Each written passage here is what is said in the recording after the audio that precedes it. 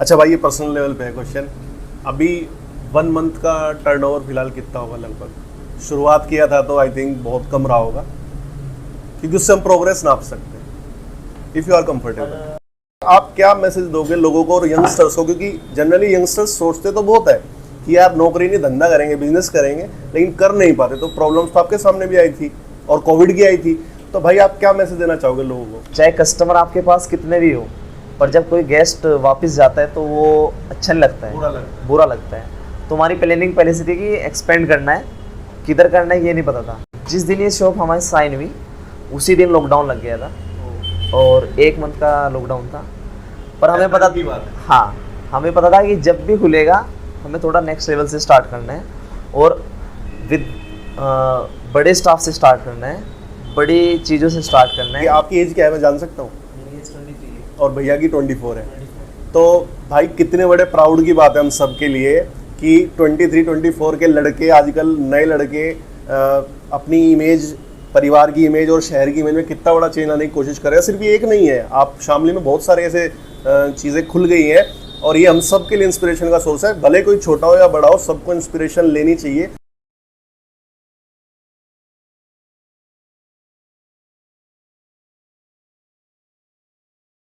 अच्छा देव भाई, सबसे पहले आप अपने बारे में बताइए, आप कहाँ से बिलोंग करते हैं, फैमिली के बारे में ये सब बताइए।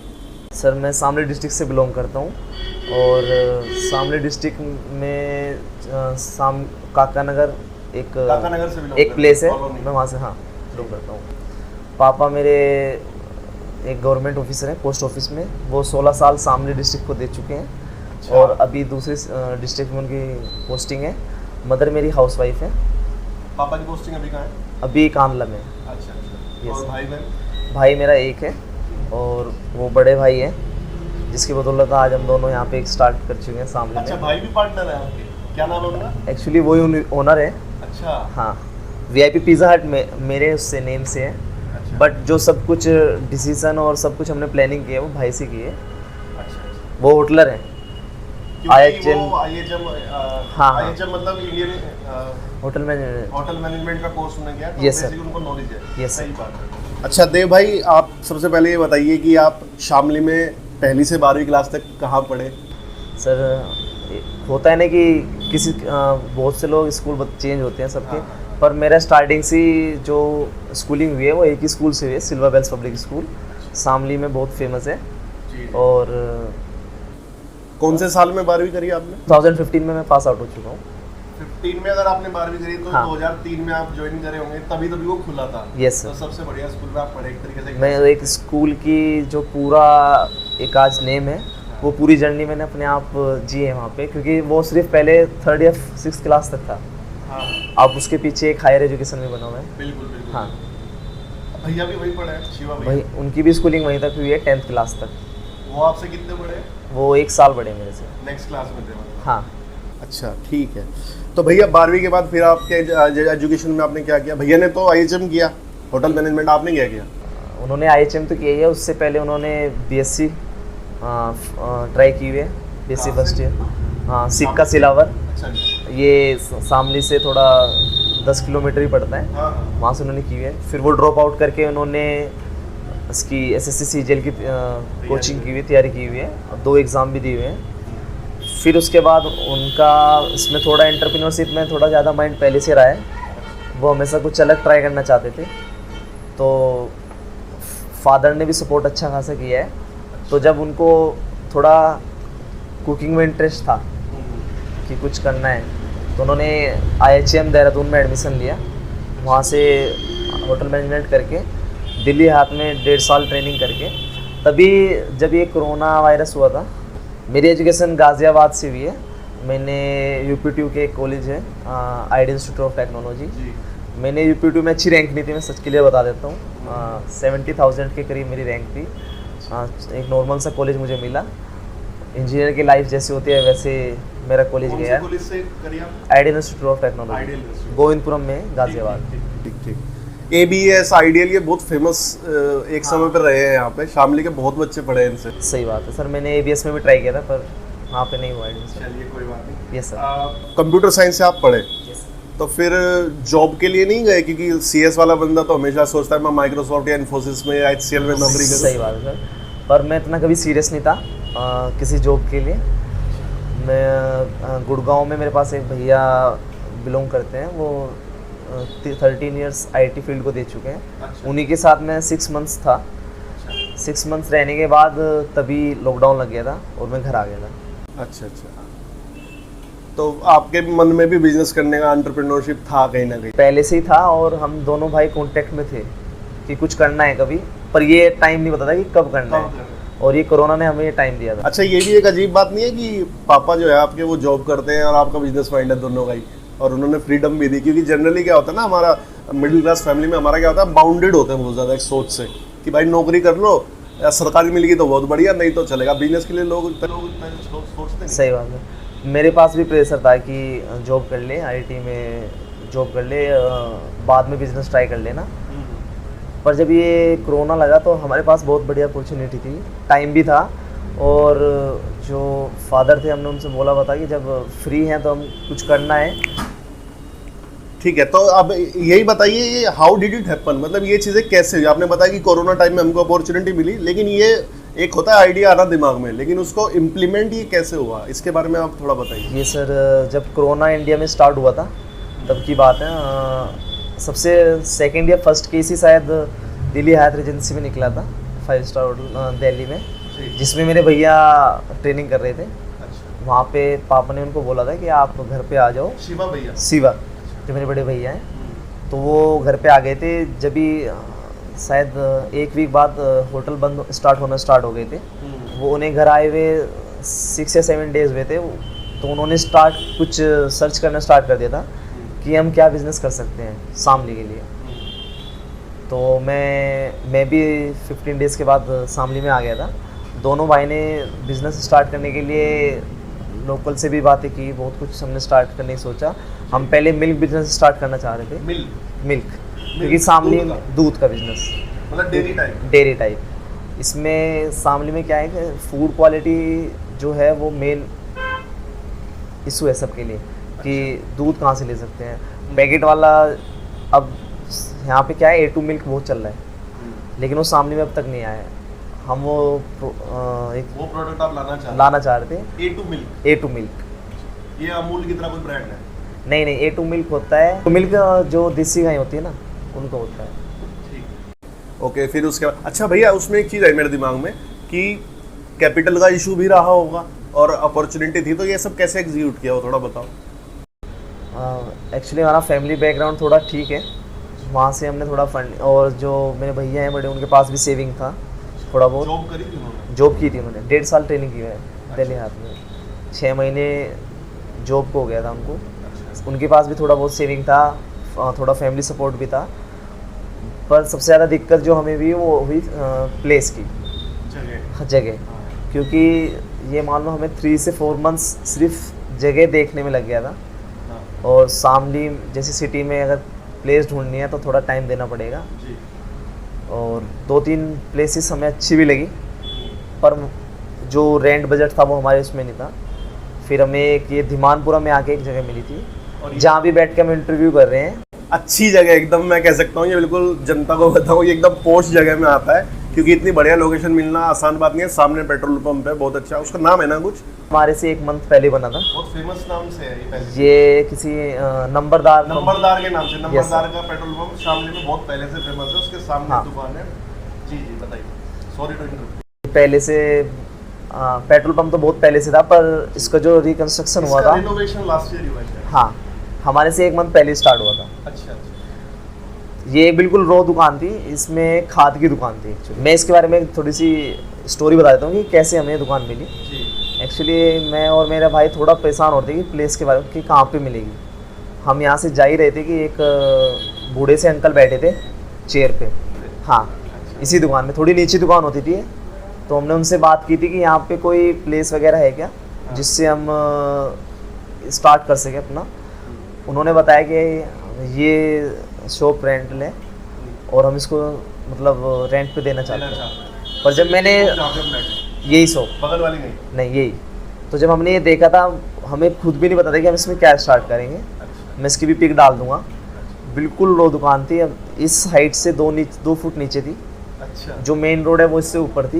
अच्छा, हाँ, बहुत ही बुरी कंडीशन में ये कोई शॉप बिजनेस नहीं चलता था पहले यहाँ? नहीं। था। उसमें अब से 3-4 साल पहले खाद का बिजनेस था, तो हमने ओनर से बात की कि हमें थोड़ा लॉन्ग टाइम के लिए चाहिए। वो भी एग्री हो गए थे, क्योंकि उनकी भी शॉप रिनोवेट होने वाली थी। अच्छा, और इसमें पूरा टाइम हमारा 2 मंथ्स लगा।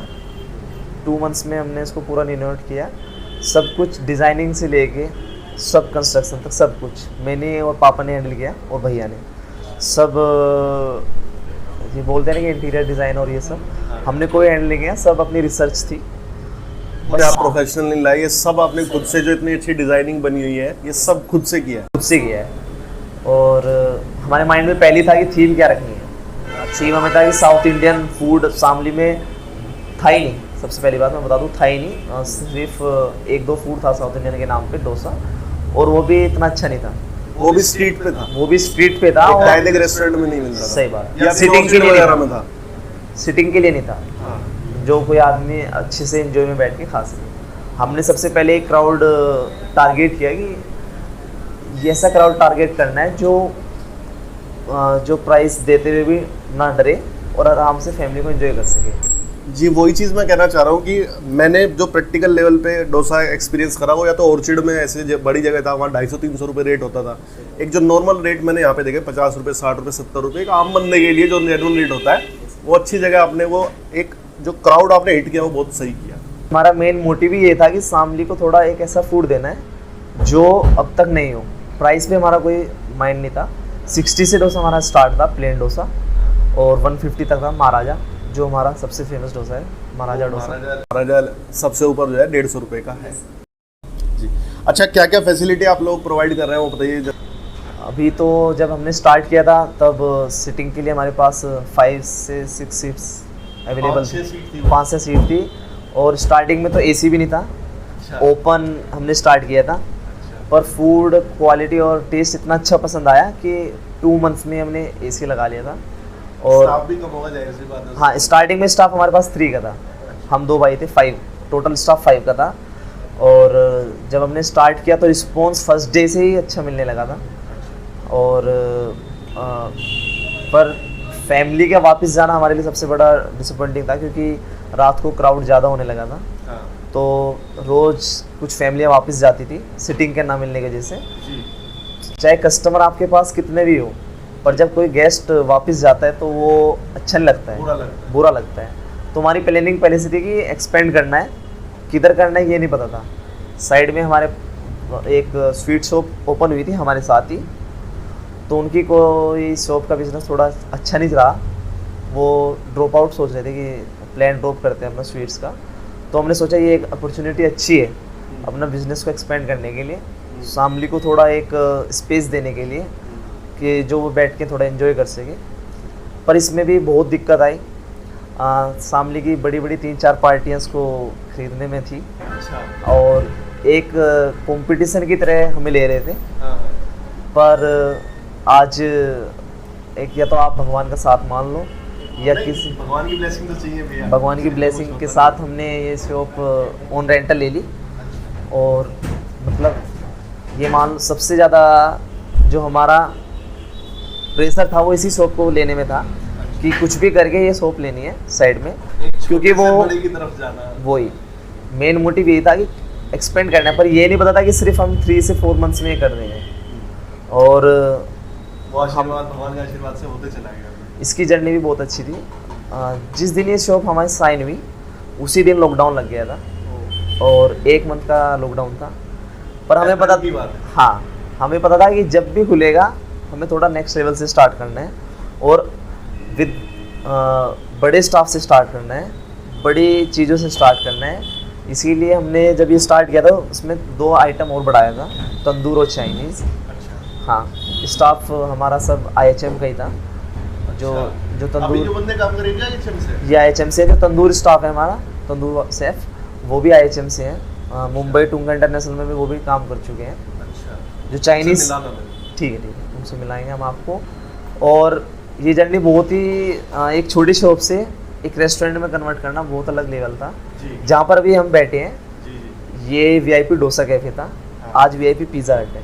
हाँ सब वीआईपी डोसा, एक ये भी चैलेंजिंग था कि वीआईपी डोसा कैफे को शिफ्ट करना है इधर, हाँ कस्टमर को ना दूसरी जगह ना जाने देते हुए। हाँ हाँ तो हमने यही नेम उठा के वीआईपी डोसा कैफे रेस्टोरेंट का रखा और एक क्राउड बेस अपने स्टार्ट चालू किया। अच्छा भैया, यहाँ पे एक और क्वेश्चन आता है दिमाग में कि नाम वीआईपी डोसा एंड कैफे कैसे पड़ा? जब हम शामली में सर कहीं रेस्टोरेंट वगैरह में जाते थे तो लोगों की बातों से, रिव्यूज से भी पता लगता था कि यहाँ पे थोड़ा गेस्ट को ट्रीटमेंट अच्छा नहीं मिल रहा था, हाँ कि थोड़ा बिहेवियर बिहेवियर अच्छा नहीं था।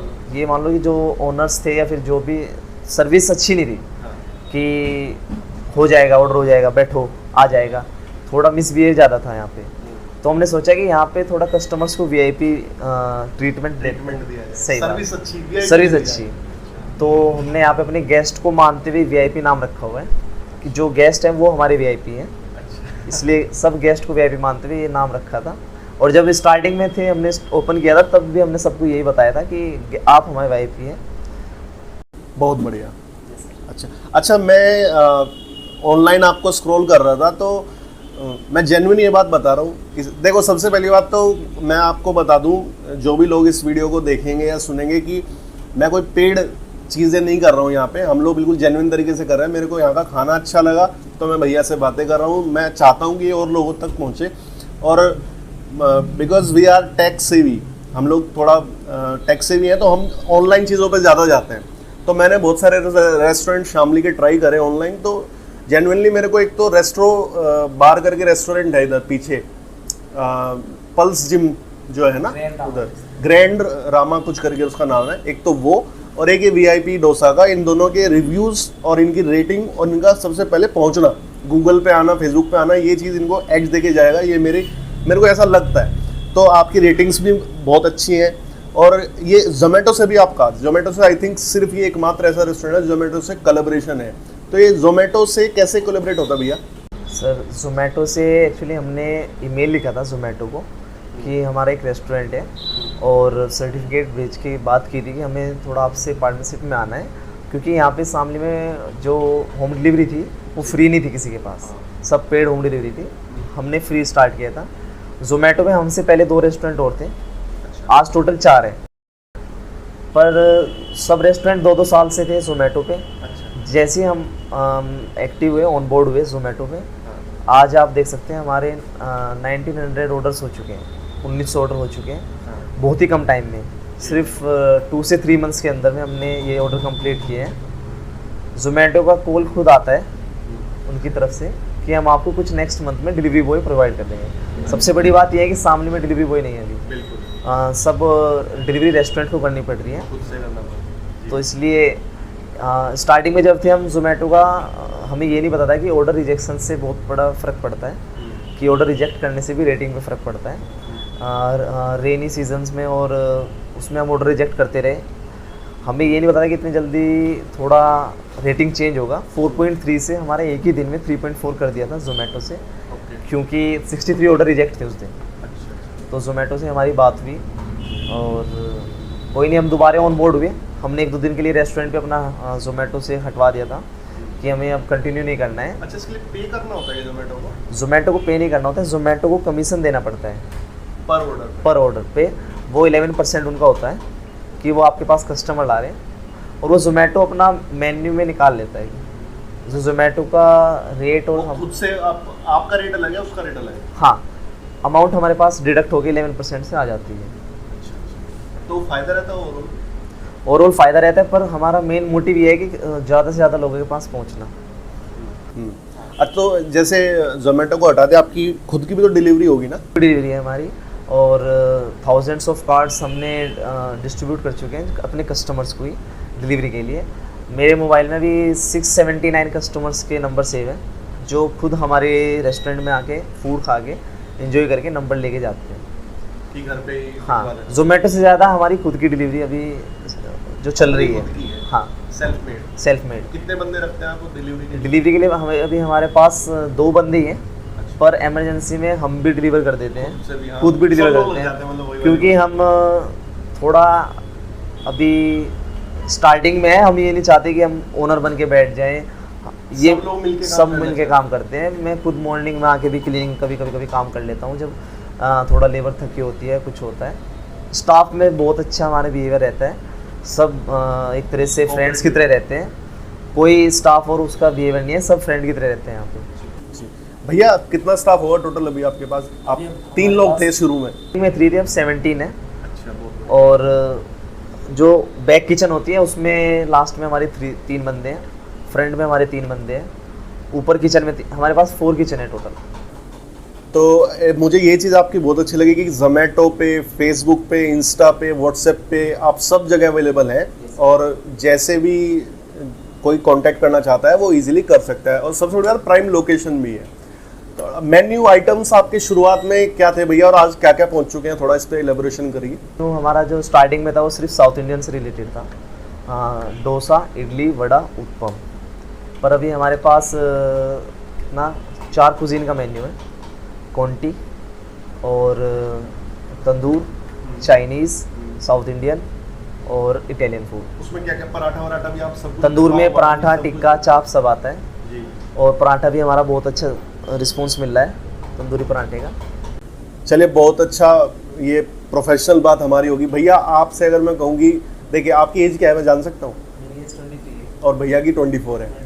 तो भाई कितने बड़े प्राउड की बात है हम सब के लिए कि 23-24 के लड़के, आजकल नए लड़के अपनी इमेज, परिवार की इमेज और शहर की इमेज में कितना बड़ा चेंज लाने की कोशिश कर रहे हैं। सिर्फ ये एक नहीं है, आप शामली में बहुत सारे ऐसे चीज़ें खुल गई हैं, और ये हम सब के लिए इंस्पिरेशन का सोर्स है। भले कोई छोटा हो या बड़ा हो, सबको इंस्पिरेशन लेनी चाहिए। तो भाई आप क्या मैसेज दोगे लोगों को और यंगस्टर्स को, क्योंकि जनरली यंगस्टर्स सोचते तो बहुत है कि यार नौकरी नहीं, धंधा करेंगे, बिजनेस करेंगे, लेकिन कर नहीं पाते। तो प्रॉब्लम्स तो आपके सामने भी आई थी और कोविड की आई थी। तो भाई आप क्या मैसेज देना चाहोगे लोगों को? बस एक ही मैसेज होगा, मैं कोई इतना लंबा चौड़ा मैसेज नहीं देना चाहूँगा। बस एक मैसेज देना चाहूँगा कि टाइम वेस्ट नहीं करना है। मेरे पास 1.5 ईयर था, मैं इसको या तो लेट के मूवीज़ वगैरह में वेस्ट कर सकता था, पर हमने कुछ करने की इच्छा थी, कुछ प्लान किया और कर डाला। मेरे बाद हमने शायद 3 से 4 रेस्टोरेंट शामली में हेल्प किया है, मैं उनके नेम भी बता सकता हूँ, पर ऐसे सोफ करना मेरे उसमें नहीं है। पर हमने 3 से 4 रेस्टोरेंट को हमने सपोर्ट किया है शामली में। आपने भी किया? नहीं, ये तो सही है, कोलैबोरेशन से तो काम करना ही चाहिए, तभी सब लोग मिलकर आगे बढ़ेंगे। देखिए, कंपटीशन से शामली का ही नुकसान होगा और कोलैबोरेशन से सबका नाम होगा, क्योंकि Shamli is a growing city और ये आने वाले 5-10 साल में बहुत बड़ा बनने वाला है। तो जितने लोग मिलकर काम करेंगे उतना हम सबके लिए बेहतर होगा। अभी शामली चेंज हो रहा है, पहले फूड में क्वालिटी नहीं थी शामली में, अभी सबका मेन फोकस क्वालिटी फूड पे। पहले स्ट्रीट फूड के नाम पे सिर्फ एक चीज़ थी, समोसा। 3 रुपये 4 रुपये का समोसा आता था नेहरू मार्केट में, या फिर वो अंदर राजू चाट वाला है, इनके नाम फेमस थे। लेकिन ये पिछले 2 साल में साउथ इंडिया इतना फैला है और क्राउड भी अच्छा आने लगा है। अच्छा भाई, क्राउड से एक क्वेश्चन मेरे को आया कि अगर मैं बात करूँ 100 लोग अगर दिन में आए तो उनमें से हो सकता है 90 लोग अच्छे हो, लेकिन 10 लोग ऐसे भी आते होंगे जो बदतमीजी से या ड्रिंक करके कुछ ऐसा होता होगा। तो इनके आप क्या कहना चाहोगे या कैसे हैंडल करते हो? हम वैसे सभी कस्टमर्स को इक्वली ट्रीट करते हैं, पर डेली नहीं, कुछ कस्टमर्स आते हैं जो या तो इंटेंशनली या फिर अनइंटेंशनली भी आते हैं। तो हम उनको एक ही बात बोलते हैं कि नेक्स्ट टाइम हम इम्प्रूव करेंगे, और अगर ज़्यादा कुछ उनको लगता है तो हम फूड भी चेंज करा देते हैं उनका, ऐसा कोई बात नहीं। पर जो इंटेंशनली करने आते हैं उनसे हमारा एक ही होता है कि आप, ये फैमिली रेस्टोरेंट है, इसको ज़्यादा, अभी कुछ दिन पहले यहाँ पे एक केस हो गया था। तो 3-4 लड़के ड्रिंक करके आए हुए थे। हमने उनको बहुत ही इजी वे में हैंडल किया, पोलाइटली हैंडल किया, और थोड़ा बोला कि यहाँ पे ड्रिंक अलाउड नहीं है, आप रेस्टोरेंट से बाहर आ जाओ। तो लोकल पुलिस से भी हमारा अच्छा सपोर्ट है। हाँ, इसमें ना पुलिस से और इनसे सब, प्रशासन से सब बात होनी ज़रूरी है, अदरवाइज कोई ना कोई परेशान करते ही रहता है। तो भाई जैसे रैपिड राउंड फायर होता है ना, ऐसे थोड़ा फन बनाने के लिए मैं भी आपसे कुछ क्वेश्चन पूछूंगा, ठीक है? आप बताइएगा। आप सबसे पहले बताइए, what do you love to do in your spare time? खाली समय में आप क्या करना पसंद करते हो? वैसे तो खाली होता है ना, पर शेड्यूल इतना टाइट होता है। पहले तो शेड्यूल बता दो अपना। शेड्यूल में मॉर्निंग में 9 AM उठ जाता हूँ।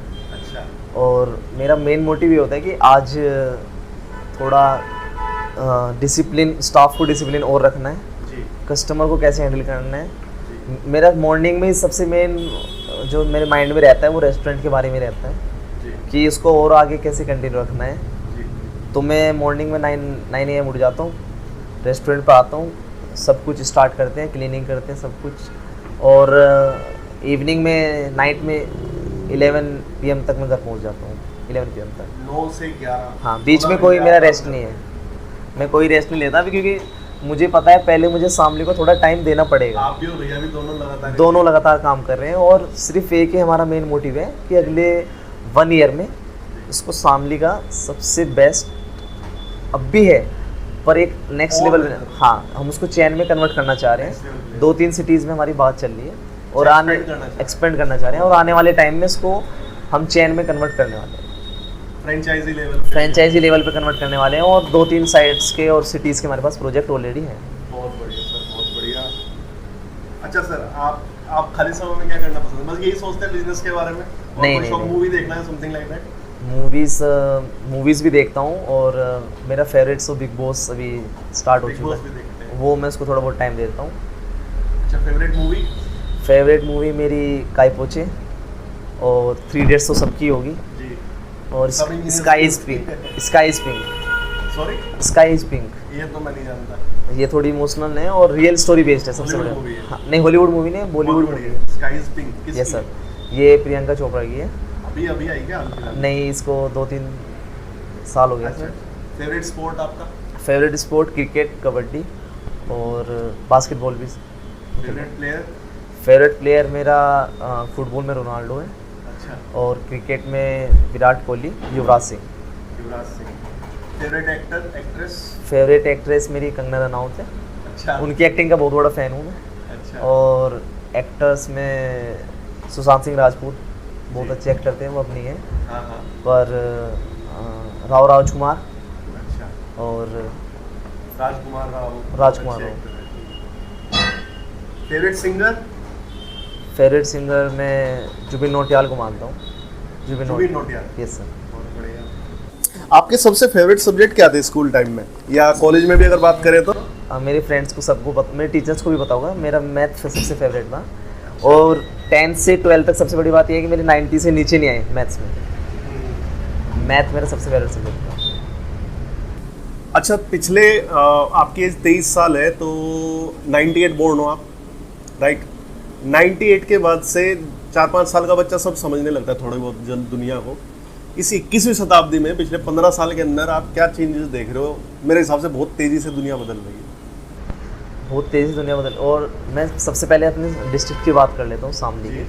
जो यहाँ पे 3 से 4 साल में चेंज आया है, वो बहुत चेंज आया है, ड्रास्टिक चेंज है। बहुत ही ज़्यादा ड्रास्टिक चेंज है, क्योंकि ये एक ऐसी सिटी है जिसके पास 80 या 90 विलेजेस बिलोंग करते हैं।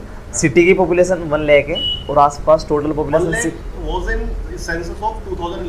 2-2.5 लाख हो गई होगी। 2-2.5 लाख होगी, पर जो साइड में पॉपुलेशन है 16 से 17 लाख, जो इसके बॉर्डर पे रहते हैं, गांव की विलेज, वो बहुत ज़्यादा पॉपुलेशन है। और अभी भी ये मान लो आप, इसमें 90% अभी भी डेवलप्ड होना बाकी है, पर जो 10% हुआ है वो बहुत ही शुरुआत हुई है अभी तो, क्योंकि शामली एक ऐसी जगह है जो चारों तरफ से घिरा हुआ है हाईवे से। इसके सारे हाईवे, बहुत अच्छा काम चल रहा है, सड़कें बहुत अच्छी हो गई हैं, एजुकेशन में बेहतर हुआ है, और गुंडागर्दी कम हुई है। सबसे मेन बात तो ये है, गुंडागर्दी कम हुई है। तभी लोग आगे बढ़ सकते हैं। अच्छा भाई, हर कोई काम करता है पैसा कमाने के लिए, भले कोई नौकरी कर रहा हो या बिजनेस करता हो। आपकी नज़र में how much money is important in life? क्या मायने हैं उसके, और कहाँ जाके वो हवस रुकती है, बोलते हैं ना इंसान की जाके? आपके क्या विचार हैं इस बारे में? मैं तो एक ही मनी से रिलेटेड एक ही बात ही बोलना चाहूँगा। जो मनी आपको कुछ स्टार्ट करना है, जैसे कुछ भी स्टार्ट करना है, आपको लगता है कि वो इतना अमाउंट ऑफ मनी आपको स्टार्ट करने में लगेगा, पर आप उससे कम अमाउंट में भी स्टार्ट कर सकते हैं। मैं अपने बिज़नेस की बात कर लेता हूँ। इसलिए हमने 3 से 5 लाख में स्टार्ट किया था, और आज मैं जो भी VIP डोसा कैफ़े फर्स्ट, जो हमारा एक तरह से 1.0 बोल सकते हो, जिधर मैं बैठा हूँ इधर था, जितना भी उससे मैंने अर्न किया वो मैंने सेकंड शॉप में लगाया। सब कुछ इन्वेस्ट इसी में किया। 16 से 17 मेरी इन्वेस्ट हो चुकी है VIP 16 लाख की दोनों शॉप्स में। तो एक मनी तो ऐसी भूख है कि जो कभी मिट ही नहीं सकती, एक तरह से ये बात कर सकते हैं। पर मनी के पीछे भागना भी सही नहीं होगा। जो आप करना चाहते हैं, जो अच्छा लगते हैं, जितना अच्छा लगता है, जितना आपकी कैपेसिटी है। पर मनी से रिलेटेड मैं बस ये कहना चाहूँगा कि आप मनी को मेन मोटिव ना मान के अपनी खुशी, अपनी हेल्थ और अपने फोकस को प्रायोरिटी दोगे तो वो बेस्ट होगा। बहुत बढ़िया। अच्छा भाई, ये पर्सनल लेवल पे है क्वेश्चन। अभी 1 मंथ का टर्नओवर फिलहाल कितना होगा लगभग? शुरुआत किया था तो आई थिंक बहुत कम रहा होगा, क्योंकि उससे हम प्रोग्रेस नाप सकते हैं इफ़ यू आर कंफर्टेबल। पर हमारा बिजनेस सर ऐसे था कि स्टार्टिंग से हमें सपोर्ट मिल गया था, बहुत अच्छा सपोर्ट मिल गया था। पर आज जो बस एक मैं थोड़ा मोटी फिगर का आइडिया दे सकता हूँ, क्लियर वो नहीं बता, डिजिट बता देता हूँ। पर जो स्टार्टिंग में हमारा था वो आप मान सकते हैं कि 10 से 15 था। आज उसका ट्रिपल टाइम्स है और हम सोच रहे हैं कि 10 टाइम्स भी जाए। This is in 5 digits. हाँ हाँ, मेन मोटिव ये है कि हम इसको थोड़ा और 6 डिजिट में बहुत जल्द पहुंचेंगे आप। टर्नओवर ज़्यादा हो, प्रॉफिट कम हो। मेरा मेन मोटिव ये है, जितने ज़्यादा लोगों को मैं खिला सकूं और प्रॉफिट कम हो। ये है कि फ्यूचर आपके गोल्स क्या है और फ्यूचर के बारे में आप क्या सोचते हैं, थोड़ा वो भी बताइए। अभी सर हमारा मेन फोकस ये है कि शामली को 1 ईयर में मुझे एक भी बंदा शामली में ऐसा नहीं बचना चाहिए जिसने वीआईपी का नाम ना सुना, वीआईपी का नाम ना सुना और वीआईपी टेस्ट ना किया हो। टेस्ट ना किया। बस मेरा मेन मोटिव तो यही है। और हमारी बात चल रही है अभी, जैसे ही टाइम मिलेगा हम इन प्रोजेक्ट्स पे वर्क करेंगे। केराना, कांडला, मुजफ्फरनगर, मेरठ, गाज़ियाबाद, ये 5 सिटीज़ है। हम प्लान करेंगे 1 नहीं तो 2 इयर्स में ये 5 सिटीज़ कवर हो जाए और फिर आगे तो अनलिमिटेड स्कोप है। तो अगर फ्रेंचाइजी पे लग जाते तो फिर तो अनलिमिटेड चीज़ है, लेकिन बेस ब्रांच जितना अच्छा होगा उतना ही आगे फर्दर आप उसको एक्सपेंड कर सकते हो। ठीक है भाई, आपसे बात करके बहुत अच्छा लगा। Thank you very much time निकालने के लिए।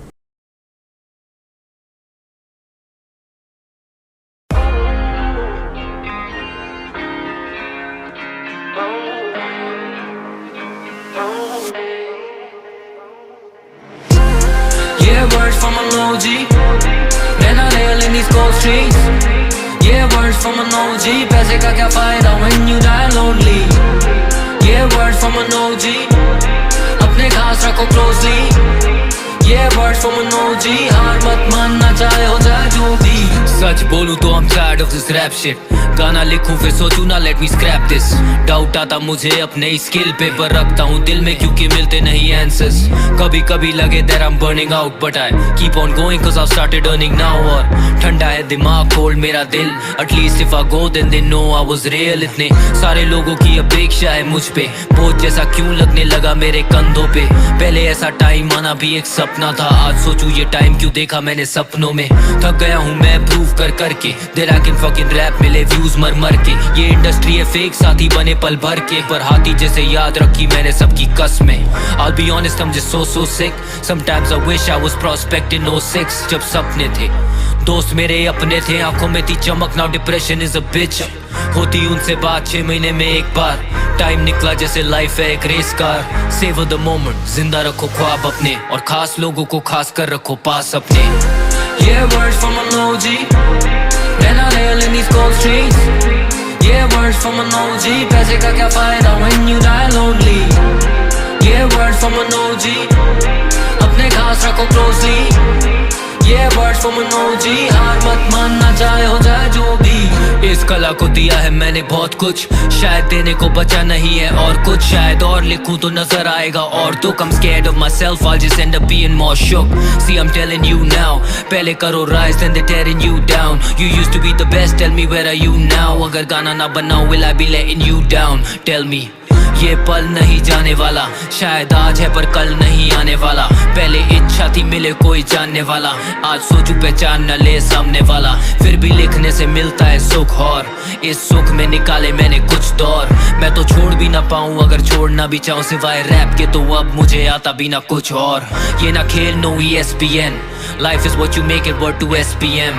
हारना ना सीखा तो मानता डिफीट नहीं, सोचूं इतनी दूर आया रुकना भी ठीक नहीं। आपका धन्यवाद इस सफर पे दिया साथ, अगर किया सफर then sorry from my heart. Save the moment, जिंदा रखो ख्वाब अपने और खास लोगों को खास कर रखो पास अपने।